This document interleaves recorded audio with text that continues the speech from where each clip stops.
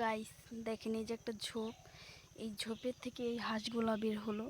বোধহয় এখানে ডিম আছে, বাট আমি যাব না, কারণ আমার খুবই বেশি ভয় লাগতেছে এখানে যেতে, তাই আমি যাব না।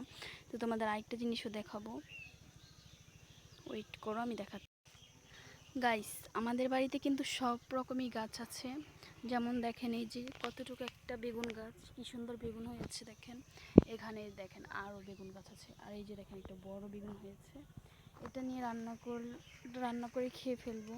তো আরেকটা জিনিস দেখাই, এই তো দেখেন, এই যে আমাদের কাছে একটা পেঁপে পেকে গেছে, সেটাকে কাটতে হবে, দাঁড়ান আপনাদের সাথে শেয়ার করব।